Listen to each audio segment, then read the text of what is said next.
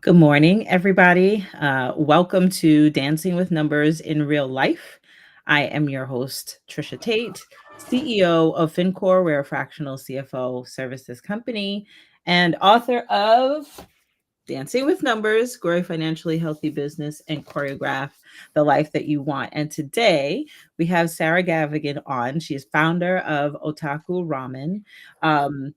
I Wonderful thing is when I first met Sarah, I was sitting in the audience at Luminaries Women Business Owner Summit, and I asked a question. They were talking about building while flying, so building the plane, the business, while flying, and I asked a question about her numbers and what metrics and things are important to the panelists, and she was on it, and I was so inspired and motivated and excited. And so I wanted to definitely have Sarah on Dancing with Numbers in real life, because the purpose of this platform is to normalize conversations around money and business owners' relationships to money.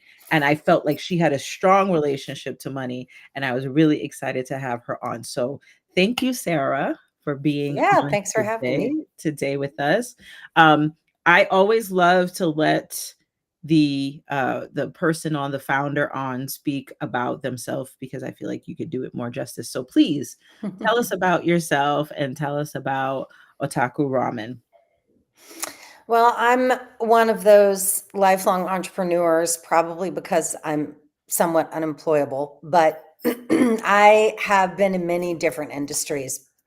I started in the creative industry of film production, advertising, music, kind of in the middle of all of those things. And that world really teaches you that no is not an answer, and you have to be able to figure out how to accomplish whatever it is that's put in front of you. That is the culture of that industry.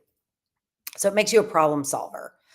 And I owned several businesses in that industry, sold one of them. And when I was moving out of music and advertising in that world, I'd always really been an obsessed home cook and had, somewhere in the back of my head thought, God, wouldn't that be amazing if I could figure out how to have some kind of a food business? But it didn't really get real until I moved to Nashville, which is where I'm from originally. So I was coping with some demons, if you will. You can never go home. It's a different thing when you go home as an adult, and who are you? And this culture is very different than where I lived in California. And the sentimentality and the connection, the emotional connection that I had to this one dish, a bowl of ramen, really kind of took the lead in this scenario. And it was my emotional connection that drove the business. I came to find out that other people would then have that same emotional reaction. So that chain reaction is what started what is now Otaku Ramen. And, we have grown and we have shrunk, and we have been different sizes throughout the years. And we kind of continue to have to make hard decisions in this environment about where we're going as a company. So, Otaku is interesting from, I think, the outside perspective. When I say outside, I mean its sellability, or the concept itself and its ability to expand or become something much bigger than what we've done locally.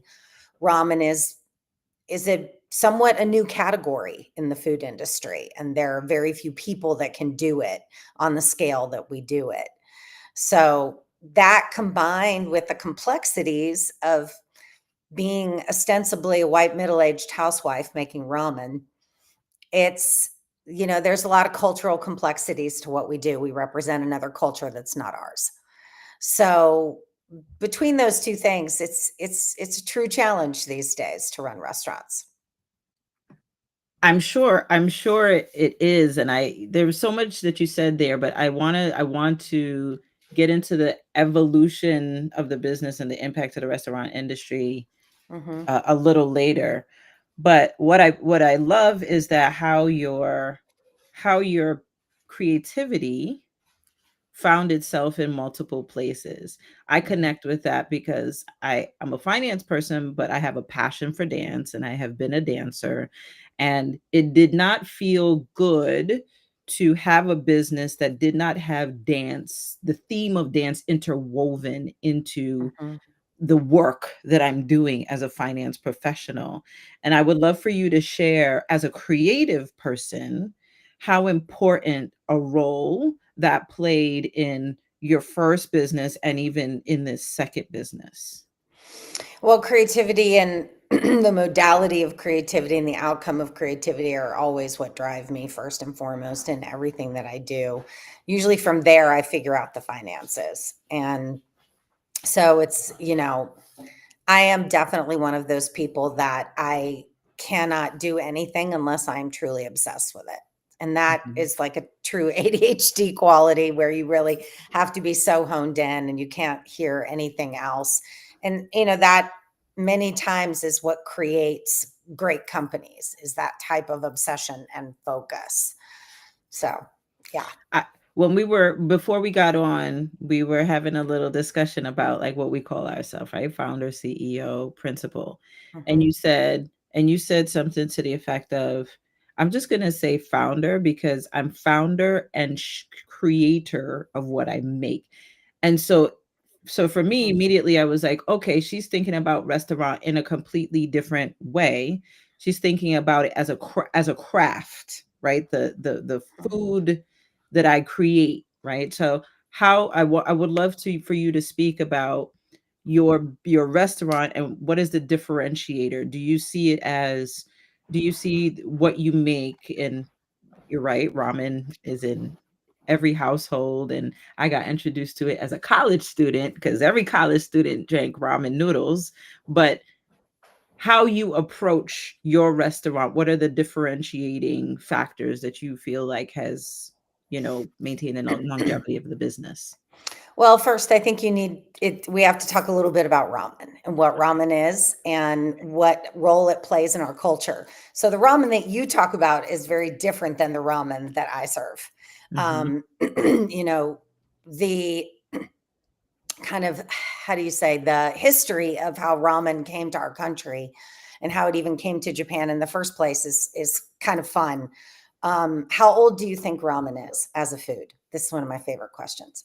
Man, I would say hundreds of years, like creating noodles or pastas probably was a hand thing before there was a machine. Definitely, but it's post World War II. So ramen is much younger than we think. So the noodle came from China as the Chinese immigrants came into Japan. World War II broke out. There was no rice, there was no wheat. It was the, American occupied Japan post World War II. And we were supplying wheat. And that is how the ramen industry began. They called it stamina food, and they would take the little yatais out to the factories and feed everybody with, stock made out of the bone scraps and this noodle that came from China that took no egg and was shelf stable, but it had a sodium bicarbonate in it, like a baking soda, that gave it a different bite and a different texture in soup. So ramen is not pasta because there is no egg. All of that to say Mm. that the ramen that we grew up with is the instant version that was created by food scientist Momofuku Ando in of Nippon Foods in the 70s. And that's what we came to understand. I joke around and Okay. say that instant ramen is the gateway drug because it's really what brings you into like having your first true bowl of ramen. I say all of this because ramen is extremely emotional. And we play on that in our business. We use that as a tool in our business. Umami, scientifically, makes your brain happy. The presence of umami on the palate sets off serotonins in your brain. Our job is to make that happen through a bowl of ramen. So, a lot of people just kind of think we serve food when actually what we do is very different than any other type of food because our number one goal is umami, which seems strange. If I'm serving a hamburger, my number one goal is not umami. So Mm. that's really how we come into the business. Now, the ramen business at large kind of has different categories. Like if you are a large franchise and you have 60 Mhm. units across the company, you're what would be called volume ramen. If you are a one chef, one shop type of ramen shop, that's called kodawari. That means craft ramen. That means everything is made by scratch, everything is made by hand, everything is made from the original, like flour to the noodle on your table. So there's so much inside that culture that people don't really know and probably never will in America. I mean, people still call ramen spaghetti in my restaurant. So it's things that we learn, and it's our, like, really a big part of my job is making sure that I'm not preaching to anybody, but my job is to present this food in the most authentic way that I can, which is light years away from how it is presented in Japan. And why was that so important to you? Because I went to I went to Nashville for the first time this year Mhm. at a conference, and I've never been there, but it is very it presents as very, very country, very American Mhm. Western, very different than than New York, and very Southern, very whiskey, very music. And how did you bring this other cultural identity into a place that has a very strong identity and still honor it? I think that is Well, very respectful. Yes. thank you. There's actually a lot of connections from Middle Tennessee to Japan. So in the 1970s, like again, I grew up here, and one of the kind of last true great politicians of our state was is a guy named Lamar Alexander. He was a governor for several terms, 70s and 80s, and then became a senator. Well, in the early 80s, he decided that his number one job was to raise the average household income of every Tennessean. And the way he was going to do that was to go to Japan and bring the automotive industry here. But he did it based on one fact that he found. And I found that exact same fact when I was starting this project, which is that the latitude of central Tokyo, like the Tokyo Tower, is exactly the same as Nashville, Tennessee. So the flora and fauna of Middle Tennessee and Japan are very, very similar. It feels similar when you're there. You're like, oh, I could be in Middle Tennessee. Different scale, ocean, all of those things. But many of the things that grow here grow there. So we do have more Japanese based business now in Middle Tennessee than the state of Mhm. California. And Tennessee is the largest investment for Japan outside of Japan. So it's really kind of interesting how those things coalesced as I started this project. And, you know, as a creative, sometimes there are just things you cannot explain. I cannot explain why I am so deeply connected to that culture. And in many ways, I will never, ever, ever understand it. I mean, it's complicated for me to do business in Japan because they don't see it that way, if you know what I mean.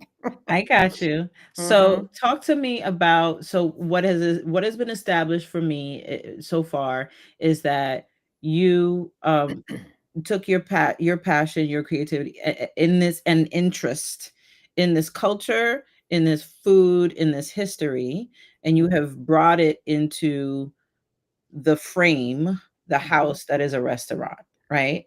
So even the words that you're using is such Hmm. like a creative's work, like this project. No one talks about their business like a project. But anyway, can you talk to me about the evolution of Otaku Hmm. Ramen, this Well, a lot of project? it is in the name itself. So Okay. the name otaku literally translated means at home, and it's was a derogatory term that was used to describe people that did nothing but stay at home and play video games, that had like no social skills, like, oh, ooh, otaku, you know. So then it became the umbrella term for their entire subculture: anime, manga, cosplay, all these characters, everything from Pikachu to Sailor Moon to, and then America started to become obsessed with anime.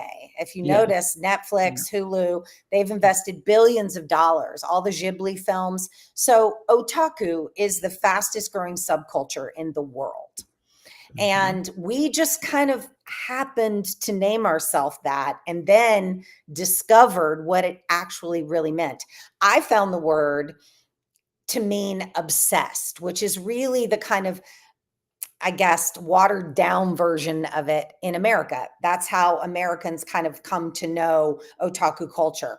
And what happened that I did not expect is that that word is very, very sticky, and that people like, for example, years ago, I was at one of the shops, and a server came up to me and said, "Sarah, I have a father and daughter here that drove all the way from Knoxville. That's like 3.5 hours to come have, she wants to have her first bowl of ramen." And she's got on her anime t-shirt. And I went over and started talking to them. This was a 12-year-old girl that had been watching anime and made her father drive her 3.5 hours each way to come have her first bowl of ramen, because that is what she was seeing in the anime. And she wanted to taste that. So we constantly see that happening. Now, did I think that that was going to be the expression of the brand? It wasn't at first. For the first 5 or 6 years, it was kind of the cool kids club.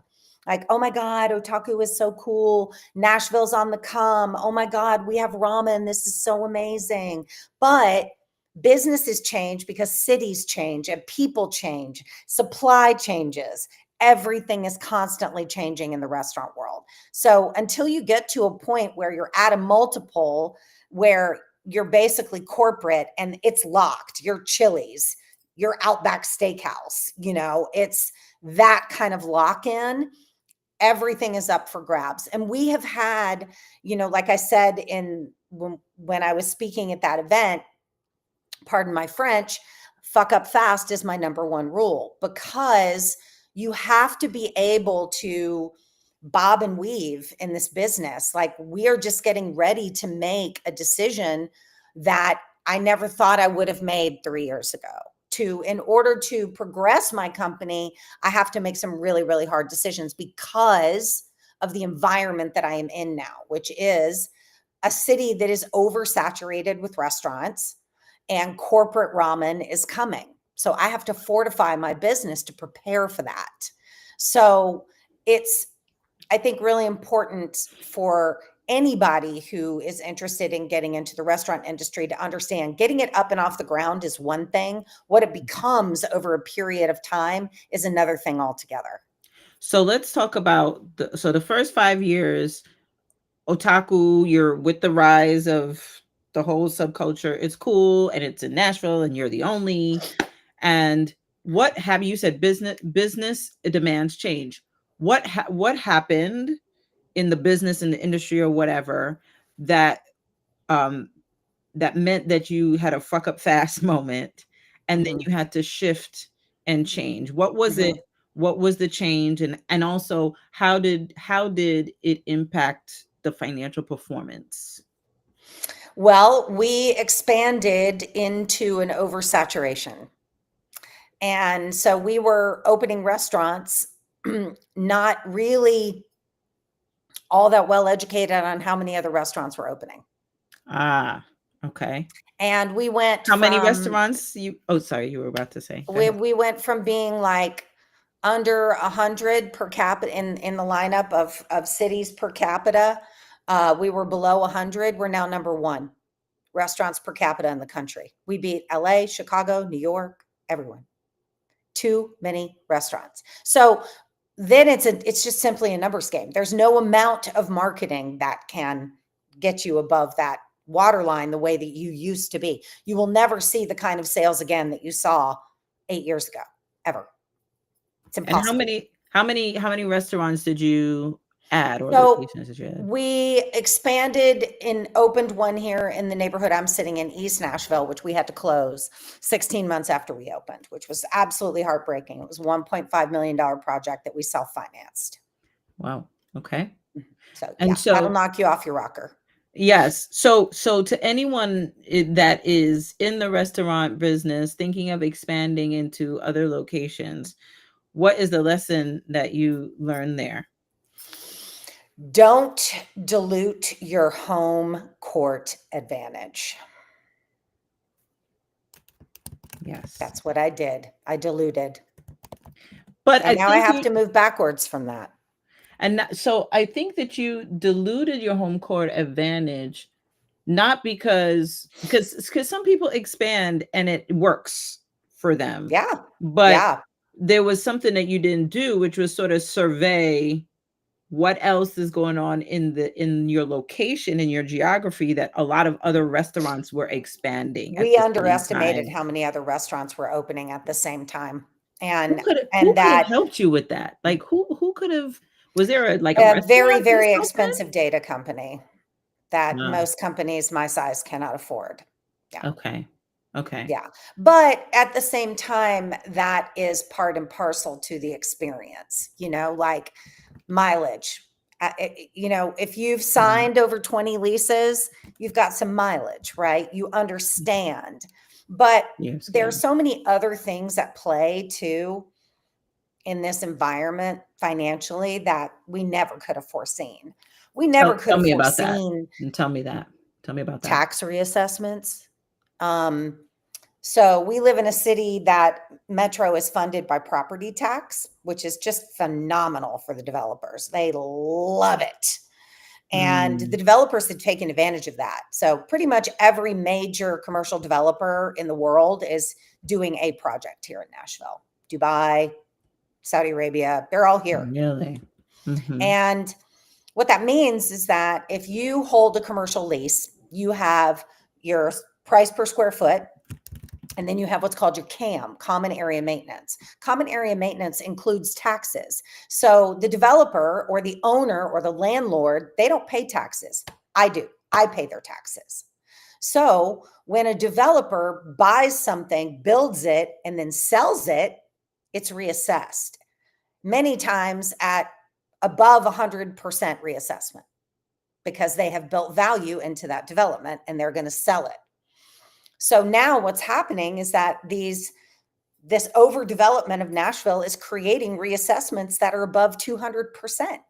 So now my CAM, which used to be around 10% of my entire occupancy rate, is now over 50% of my entire occupancy rate.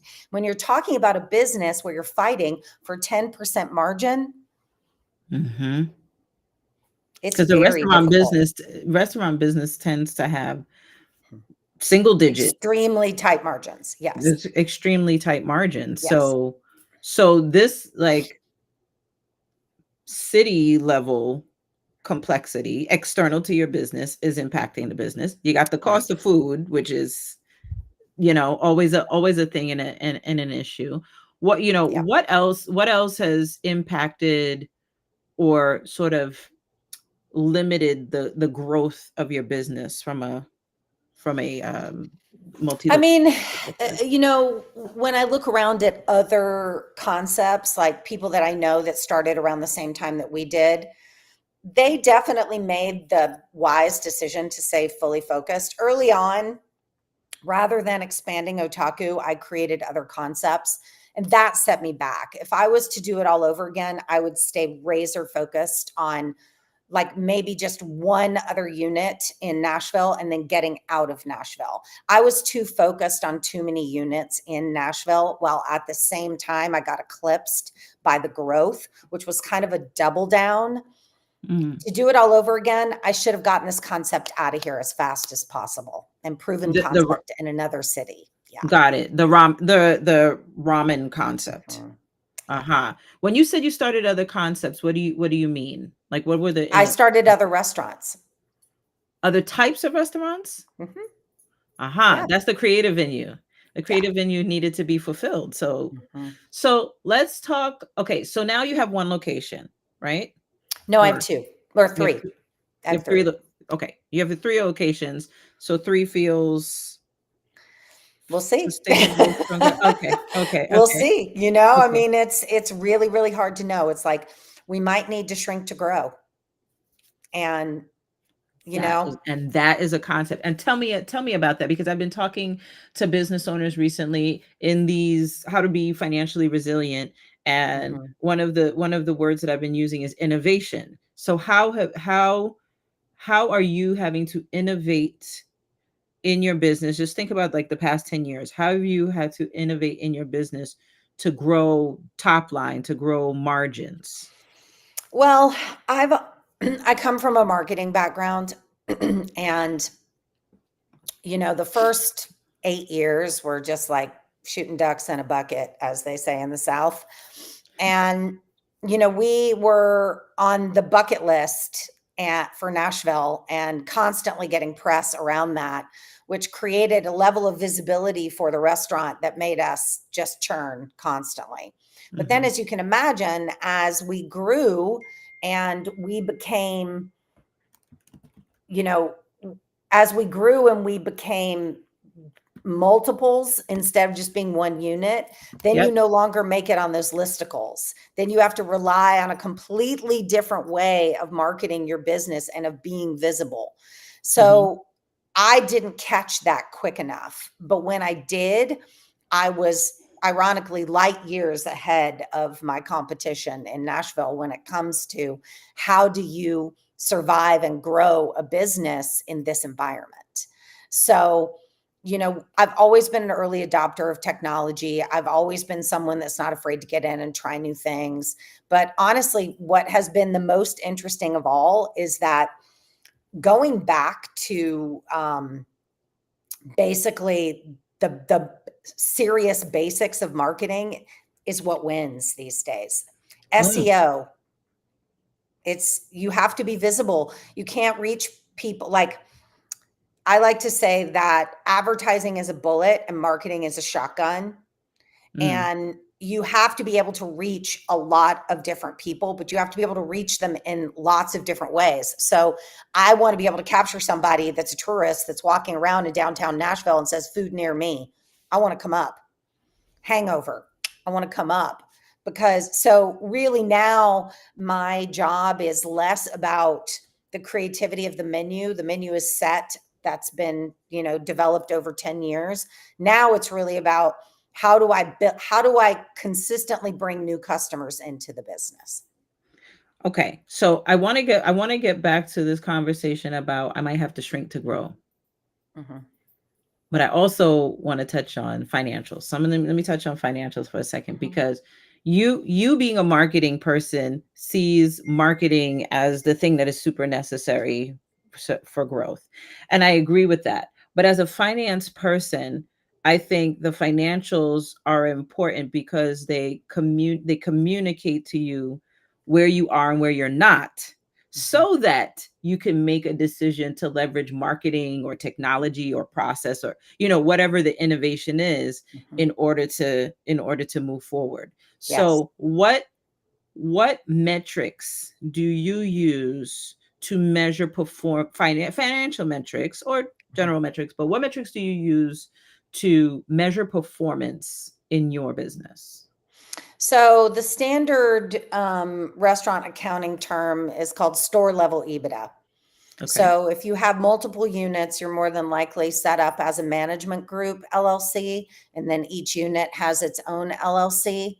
The management group handles all the marketing costs, some executive team costs, accounting, legal, all of those things, Mhm. charges management fee to the group. But above that is store level EBITDA. So really the two biggest markers on a restaurant P&L, you've got your sales, your cost of goods sold, and then you've got your prime margin. That prime margin is where you win and lose the race, right there. Yes. So if you're not Also bringing called gross margin, but it's interesting you correct, use the if you're term. not bringing at least 45% to gross margin, you're on a negative for that month. Mhm. So really the work that I do is, when when I had this idea of becoming, serving ramen, did I know that I was going to have to master like financial frameworks and reteach them to people. No, I did not. But luckily, I'm decent at it. And luckily, the framework for the restaurant industry is pretty set in stone. So all I had to do was apply the formulas. Don't have more than 30% labor. Don't have more than 24% food cost. These are formulas that add up to 100%. Don't have more than 6% occupancy rate. So it just chips away at every single margin number at the bottom. And it is a game of pennies. So, for a while, I definitely ran a little fast and loose. And, post like COVID was a really interesting time for us. We did tremendously well, believe it or not. We have a very highly branded to-go system, and we mastered to-go really, really early on. Like, I think we were Postmates' first restaurant in Nashville. Wow. And so when COVID hit, we literally had an entire pallet of branded goods that had just landed from China. So we were set up to kill, and we were comfort food that everybody wanted. And so when we came out of COVID, PPP, EIDL, I mean, it was just money, money, money, money, money, money, money. And that was where the damage started. So, okay, so let's go back to something really quick. You said store level EBITDA, and I want people to understand the P&L, profit and loss statement or income statement, and the order in which you just spoke about it. So sales minus cost of goods gets you to a gross profit, which is critical in the restaurant business, because you said if you're not at a particular margin, 45%, 45%, then you're going to be at a loss for that month, that year, that week, whatever. Then there's overhead expenses. And then you get to what's called EBITDA, which is earnings before interest, tax, depreciation, and amortization. Now that, or net operating income, that sort of profit, sub-profit, or earnings before like net income, that's what you're talking about, store level EBITDA. If you are going to the gross profit. No, I'm talking about that EBITDA, store level. So what happens is that because you're running a portion of the company through a management group, you're basically, what you're doing in this setup is like, if you're a one-off restaurant, you probably don't need to track store level EBITDA. You're just going to track your wins and losses, right? But store level EBITDA to an outside group, or to someone that may be coming in to buy you as a brand or as a company, they don't really care about the management group. They're going to do what they're going to do with that money. Right. So what I cost, what I choose to spend on marketing, none of that matters to them, because all they care about is the store level performance. That's the gross. So that's why you're building. That's why you're building it out that way, so that you're separating some of your decisions from the standard operations of the restaurant. Okay, got it. To show that performance. Got it. So it's the gross profit of each restaurant. Got it, before the overhead. Good. Wanted to clarify that. Are there any other metrics that you use to measure performance or success within the business? Well, I mean, private equity would tell you that they want to see year-over-year growth of anywhere from 3 to 6%. That's gone the way of the dodo. Nobody's doing that anymore, unless you're an anomaly. But certainly not every store, And another metric that they use is sales per square foot. So $1,500 per square foot is the gold standard. So like when Cava is going out to raise money, that's how they're doing it. They're doing it based on their sales per square foot and their store level EBITDA. So those two markers show the in and the out, right? Got it. So you said again, fuck up fast. So you talked about, how you felt like you should have taken the concept and move it to other cities quicker in hindsight. But you did set up a great to-go process that helped you during the pandemic. But then you just mentioned PPP and EIDL, and then you said things went awry from there. What happened? What happened Well, there? we took that money and we started expanding based on Uh-huh. advisory and based on the general frothiness of the market. And, you got a real estate guy in your back pocket who's, like, hey, hey, hey, hey, hey, hey, can be Right, pretty right. intoxicating. And, you can get a little drunk on it. And boy, did I. That was the moment I that was probably the moment where you did not realize the growth of other restaurants at the same time, and you were like, Nope. let's go expand. But you ended up expanding anyway into three stores. Into So 4 stores. into 4 stores, but now you're at 3. Talk to me about shrink to grow.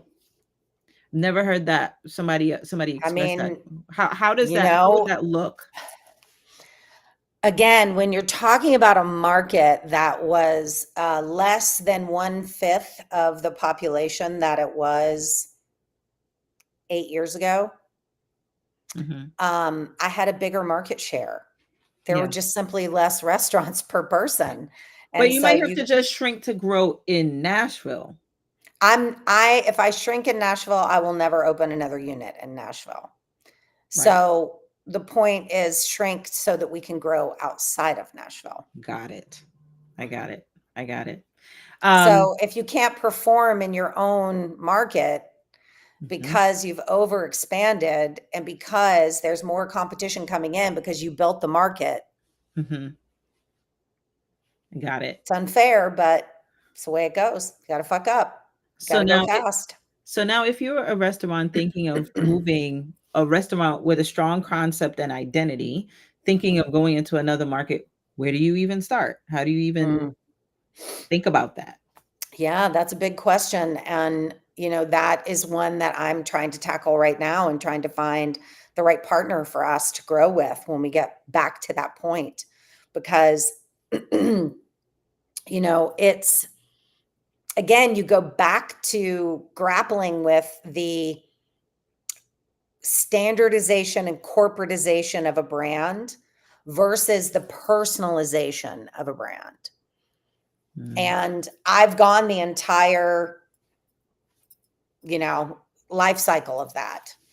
And right now, we've decided to go back to the originality of the brand, the more high touch, the more personal, the more customizable side of the brand that people really loved in order to combat the corporate that is coming in. And that we're going to be very loud about that. and you think What your do cus we you think have to lose? and you think your customer is that's more valuable to your customer or the customer that you wanna reach than corporatization. Listen, if cost is the only thing that matters to the customer, we will lose a lot of customers because they will undercut us. Okay. So we have to stand on something else in Yeah, order to survive. And so we have to stand on the original brand. We have to stand on quality. We have to stand on these things that, to be frank, we may have fractured a little bit in trying to grow. And some of that mentality is out there and is going to stay out there of like, oh, they grew and it got bad. I'm not going back. Like that happens.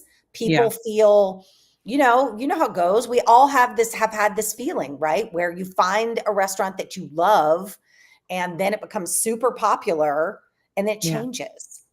yeah. Are the And financials driving this decision as well? oh, of course.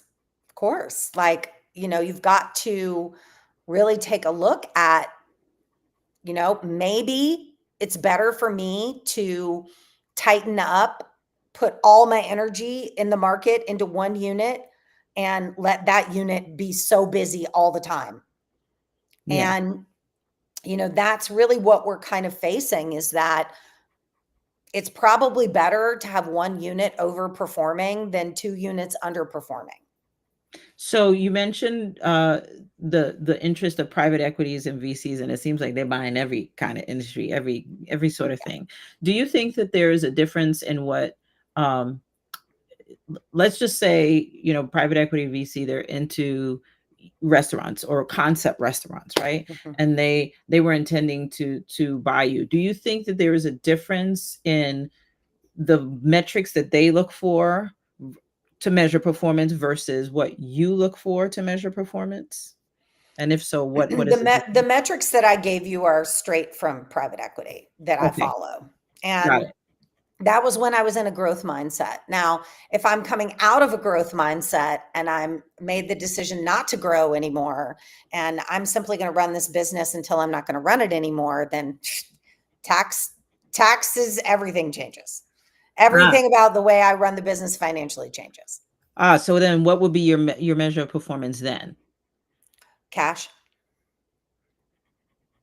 And cash just to be able to make payroll and pay debts cash and to be able to pay myself and my team. got you. Yeah. And like, So then you're literally like living off the business. It's a small business, right? yeah, You're writing off as much as you can write off. You're charging as much as you can. Like, you're not going to the grocery store when you're having a dinner party. You're ordering everything through the restaurant, right? Like, because let's get real, at the end of the day, why pay taxes? Just charge everything through the business, right? So it's a complete shift in thinking. right now, because of what's going on in the administration and the whole tariff war, how is that impacting your business, your industry, and the way that you are having to move? Dramatically changing it. I mean, between tax assessments, ICE raids, and tariffs, Mm, we could be opened or closed any day. And we're not alone. yeah, These if these tariffs move forward, it's going to put a lot of us out of business, a lot of us, which is why we're battening down the hatches, which is why we're being realistic about the fact that can't survive the way that we thought we were going to grow anymore, because this market compiled with this environment is it's too risky. yeah. So You we got to could have a see war us. chest. Yes, moves like a chessboard. Um, so I do want to talk about this, and in the interest of time, I want to move into this question. When you were on the panel, I was really excited that you knew your numbers and your store level EBITDA. Like that Hmm. excited me as a finance as a finance person. Hmm. Um, how did you gain that level of financial education and language? Did it yeah, how did you gain that? And then I'll get into another question. I'm like, I failed algebra in college, like, not was straight C student. Like, what's the old joke they say? B students teach the A students and C students run the world. Like, Mm, I don't know anything. I know how to figure out anything. mhm, So that is what the combination of my spicy brain and the film industry and film production taught me. Everything is systematic. Everything has a system around it. All you have to do is understand the primary function of the system, and then you can tear apart the system and put it back together the way that it works for you. And so that systematic organization happens to be my like true talent on top of like selling ice to an Eskimo. mhm, So that really served me here. And so I kind of went the route of like, okay, well, this is my tax accountant telling me that this is the right chart of accounts for a restaurant. But what does the National Restaurant Association say? mhm, So I was just curious enough to, and this didn't happen in the very first year that I was in business. I mean, I was too busy being behind the counter, working. And luckily, cash was flowing. So we really didn't need to know that much. And then I started really understanding the numbers and understanding, like, whoa, wait a minute. We actually have really good food costs. We might be able to get better. We actually have really good labor. We might be able to get better. mm. And then you just like, it's a constant retuning, retuning. It, nothing is set it and forget it in this business. So it's through that constant retuning that you're constantly learning Mhm. what levers to pull and where you can even pull them. And like, I'm just like super curious. And also, I think because I started this business when I was 40, I wasn't 20. Mm-hmm. I really was just like, I had absolutely no compunction asking anybody anything. Right. And so I would go to somebody that was a billionaire in this industry and ask them a very simple question. Let's go And back a couple years prior. You said in the first few years of the business, you weren't thinking like this. Was there a moment that triggered you now focusing on your financials and looking at the numbers in that way? yeah, What was growth. that? When we opened our second unit, really trying to understand, you know, the metrics of performance. And also too, like, you got to remember that, like, I was a hot concept in the hottest growing city in America. There were private equity guys all over me all the time. Mhm. So I was being put in a position where I could learn and where I could openly and bodaciously ask questions Because and they were not have to asking you, hide.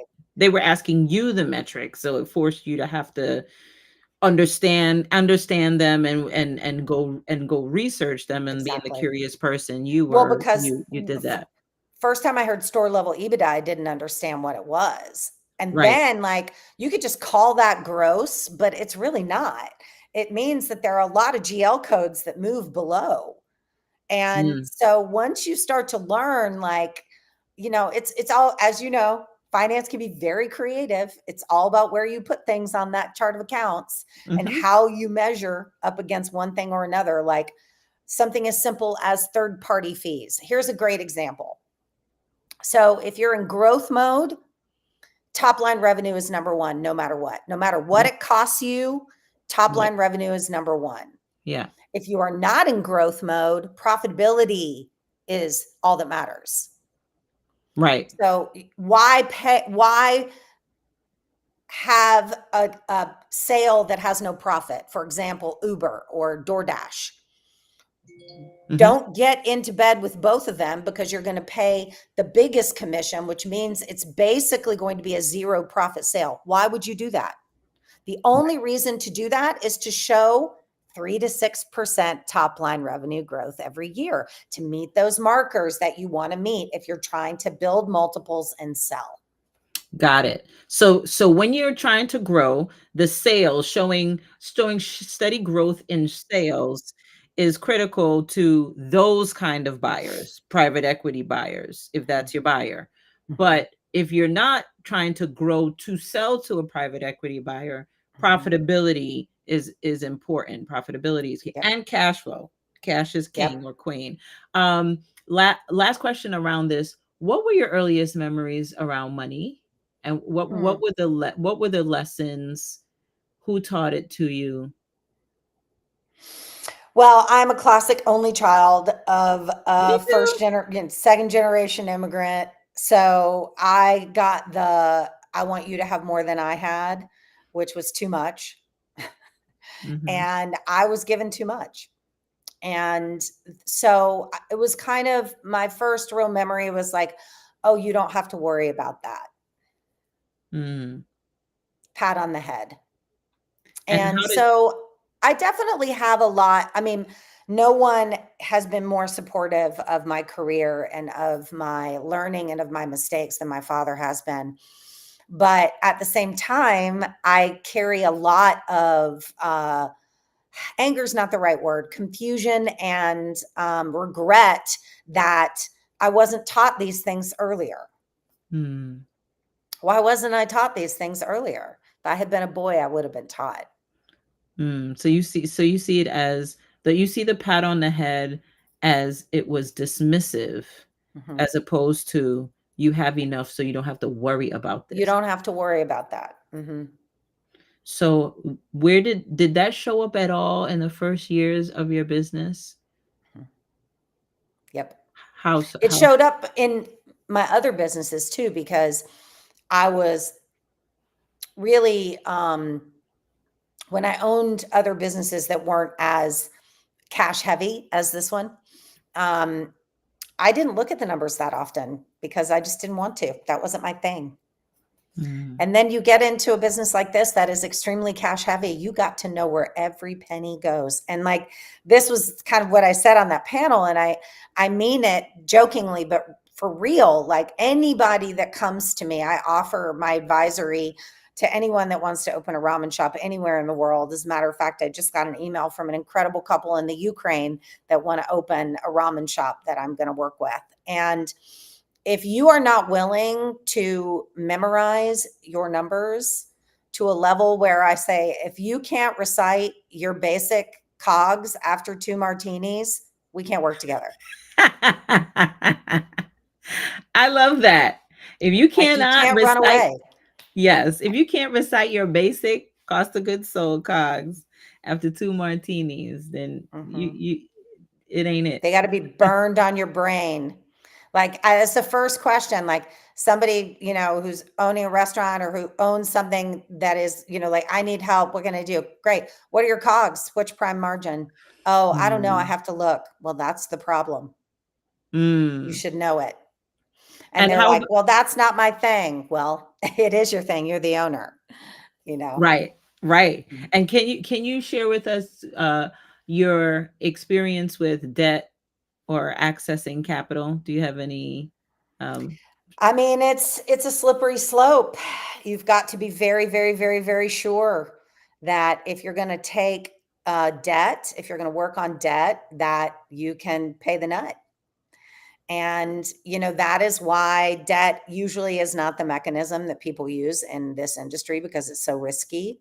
mm, I did and paid for it heavily. mm. So, yeah, So it was. in hindsight, would you say for your industry that debt is a vehicle for growth? Is an instrument No, for growth? no. Mm. Very few people can afford the kind of debt that it takes. I mean, one restaurant cost $1.5 million to build. What is the instrument for growth in the restaurant industry? Investors. Okay. Mhm.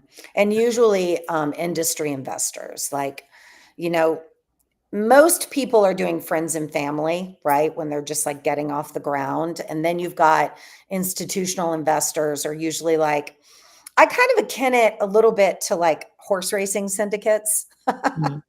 So, like, you know, you'll have a horse trainer who'll have a barn, who'll have a whole circle of rich friends around him that finance it, right? And then every horse that they buy, those rich guys go along with every other horse, right? It's kind of the same way in the restaurant industry. There are a handful of very wealthy, very risky guys and gals that are in the circumference of this industry that build it on multiple levels from the kind of just outside of the friends and family level. Like I have a friend in Phoenix who's been building restaurants since we got out of college. He has the same investor group he's had for 30 years. Wow. So every concept that he builds, they're on board. Then the next level from that, you've got a private equity group that has to build a fund. And so they're going out to get $100 million to come buy a company like mine. So they've got to sell, but they're working off of much stronger metrics, right? Because you're talking about higher levels of money, but Yep. they're probably going to the same 5 family offices or larger groups that are funding that every single time. Yeah. So it's really just like collections of people that have an appetite for this type of investment because it's extremely risky, but when you hit it really hard. And it can be an absolute cash cow if you hit it hard, but so many things have to be right. So I really am, for me right now, the only investment that I will take is smart money. And what that means to me is somebody that has institutional knowledge, has been in it for way longer than I have, and has built and sold many, many, many restaurant groups. That's the only kind of investor I'm going to get in bed with because after what I've been through, I'm not taking advice from anybody that doesn't have skin in my game. That is a very empowered stance, and you remind me of another person that I interviewed who was talking about who she sold the business to, Mhm. and she thought the who purchased the business was basically going to take her baby and put it off to college in a university where it was going to get bigger and smarter. And she said, in hindsight, because she cared about the legacy and the longevity of the business, it's important to think about who your buyers, who your investors are. And that is a very strong stance that you put there. Before I get into the last question, I also want to clarify something. I notice a lot of business owners when I'm prospecting them, a lot of clients, when we talk financials and I ask them about their financials, they go to math. And I learned a hard lesson when I went to the Wharton School as an undergrad. I was great at math in high school and everywhere else. And I was like, clearly I'm going to go into business and go into finance. If I had majored in math, my GPA would have been much better. But I decided to major in finance. Math and finance are two completely different things. Finance conceptually is very different than 2 + 2 is 4. For the exact same reason you mentioned what you mentioned. It involves accounting, and accounting doesn't make natural sense to people. So to the point where you said sometimes in the P&L, the sales are at the top, and then you can, add in a different things and cost of goods sold to make that growth. That is very true. And it depends on the industry. So I just wanted to clarify for the audience here that just because you're smart in math, it's a mistake that I made as well, does not mean that you are going to be smart about finance. And so I applaud you for getting good with your numbers and your financials, not just the math of it, but the financials, because that will continue to take you far so you can measure everything that you do. What do the numbers say? After I make this move, what do the numbers say? I see, as an outsider, your brand is strong. I hope that you take the brand and you elevate the concept and maybe teach ramen through consulting advisory all over the place to open other concepts or Otaku or others. I don't know what your plans are. But I would like the question to be, how do you dance with your numbers today? How would you describe? And since you're a creative, I'm excited about your answer to this question. Yeah, I have a set date no matter what is going on in my company, whether I actually have analysis to do or not. I have an all numbers day once a period where I basically, sometimes I come to that day with literally no idea what I'm going to analyze. And so I just kind of allow my emotions in that way to drive the first half of that. Like, okay, what's happening in the business right now? What do I need to know about the most? What do I want to learn about the most? And that kind of will maybe drive that day or that moment. Now, it could be driven by something that has been a bottleneck in the business for a while, and I want to go deeper into that. So now that we're bringing AI into finance, and especially on a restaurant level, where I'm able to take all of the data that my sales numbers and my product mixes and my theoretical versus actual and all of those things can bring so much more information now to the day-to-day operations. So my numbers days these days have been consisting of some like software demos and understanding what the possibilities are, because we're entering the era of work smarter, not harder. And as a restaurant owner that's been doing this for over 10 years, that's exactly where I want to be. I want to be in a tech stack that is feeding me information that I haven't even thought of yet. And we're so close to that in this industry that I've really been working on how to, I guess, find better analytics, better advice, if you will, that is not human. Yeah. Yep. And I don't need human advice right now. I got you. So how would you describe the dance with the numbers? For me, the dance is always showing up once a month. Okay. To that. I got like, it. I got it. Always being Consistency. there. Consistency. The dance is consistency. Yes. All right. Well, Sarah, thank you very much for this conversation. Thanks for This was having me. very enlightening. Haven't really heard the restaurant industry broken down in this particular way. And I want to thank all of you for being here in the audience. Of course, if you have any questions or comments, please drop them in the chat because Sarah and I will be able to access them afterwards and even answer them afterwards. I know we're sort of confined to this time within LinkedIn universe and YouTube universe. But I hope that you all join me for next month's Dancing with Numbers in Real Life, where we'll have another conversation with another CEO founder around their numbers, the evolution of their business, the growth of their business, and how they dance with their numbers. What is the relationship they have to their numbers? So again, Sarah, thank you very much. And how can they find you? How can Yeah, everyone I find like you? to say that if there's anyone out there that's thinking about opening a restaurant and you just don't know where to start, please DM me on Instagram, Sarah Gavigan, my name. I have a basic budget with a basic restaurant chart of accounts that I will share with anyone. So please feel free to reach out.